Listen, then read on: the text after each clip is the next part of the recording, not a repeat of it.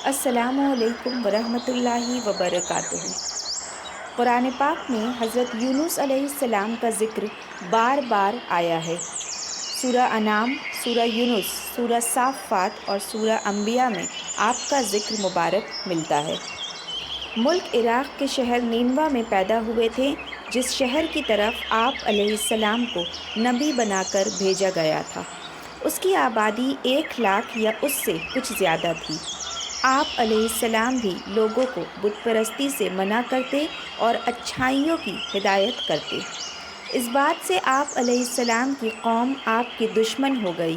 آخر قوم کی بار بار مخالفت سے تنگ آ کر آپ علیہ السلام نے فرمایا کہ اب اللہ کا عذاب تم پر آ کر رہے گا، اور یہ کہہ کر بستی سے باہر نکل گئے اور اللہ کے عذاب کا انتظار کرنے لگے۔ حضرت یونس علیہ السلام رات کو بستی سے باہر نکل گئے اور صبح کے وقت عذاب کے آثار ظاہر ہونے لگے تو ان کو یقین ہو گیا کہ اب ہم ہلاک ہونے والے ہیں۔ یہ دیکھ کر حضرت یونس علیہ السلام کو تلاش کیا اور ان کے ہاتھ پر ایمان لے آئیں، مگر جب ان کو نہ پایا تو خود ہی اخلاص نیت کے ساتھ توبہ استغفار میں لگ گئے۔ بستی سے باہر ایک میدان میں نکل آئیں۔ عورتیں، بچے اور جانور سب اس میدان میں جمع کر دیے گئے اور عجز و زاری کے ساتھ عذاب سے پناہ مانگنے میں اس طرح مشغول ہو گئے کہ پورا میدان آہ و بکا سے گونجنے لگا۔ اللہ تعالیٰ نے ان کی توبہ قبول کر لی اور ان سے عذاب ہٹا دیا۔ حضرت یونس علیہ السلام یہاں سے چل کر ایک کشتی میں سوار ہوئے۔ جب کشتی بیچ سمندر میں پہنچی تو رک گئی۔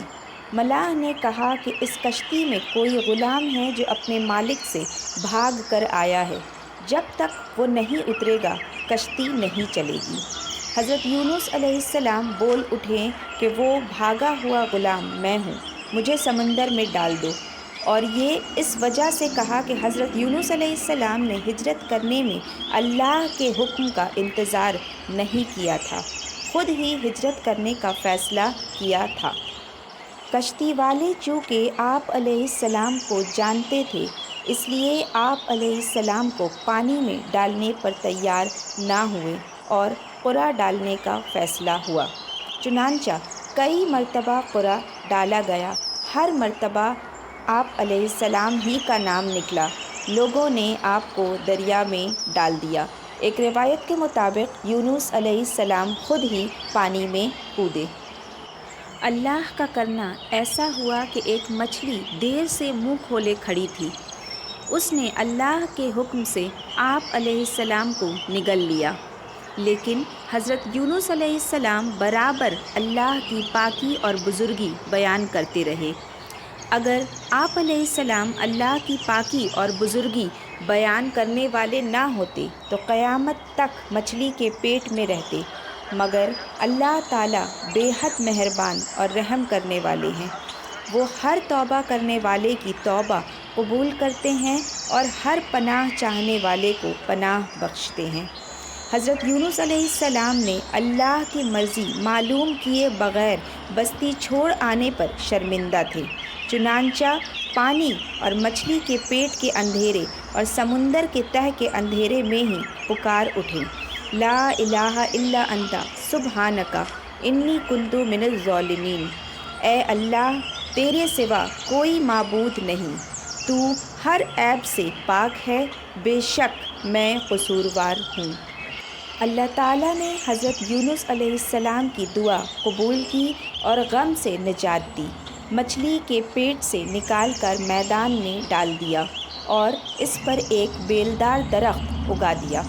بعض روایات کے مطابق ایک بکری یا بھیڑ کا انتظام بھی ہوا جو آپ علیہ السلام کو دودھ دیا کرتی تھی۔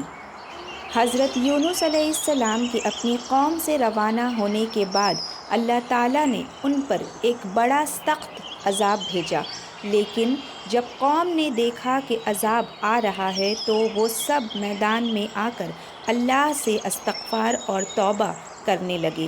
اللہ تعالیٰ نے عذاب دور کر دیا۔ جب حضرت یونس علیہ السلام تندرست ہو کر دوبارہ قوم کے پاس آئے تو وہ ان کے انتظار میں تھے۔ چونکہ اپنی آنکھوں سے عذاب کے آثار دیکھ لیے تھے، اس لیے سب کے سب ایمان لے آئے اور صدیوں تک خوب امن و چین سے رہے۔ اس طرح اللہ کا وعدہ پورا ہوا کہ جو لوگ ایمان لائیں گے ان کو میں خوب رزق دوں گا اور برکتیں عطا کروں گا۔ چنانچہ حضرت یونس علیہ السلام کی قوم سے وہ تمام عذاب اور تکالیف دور ہو گئیں جو حضرت یونس علیہ السلام کی بد دعا اور ناراضگی کی وجہ سے ان پر مسلط ہو گئی تھیں۔ حضرت یونس علیہ السلام نے مچھلی کے پیٹ میں جو دعا کی، یعنی لا الہ الا انت سبحانک انی کنت من الظالمین، یہ بڑی کارآمد ہے۔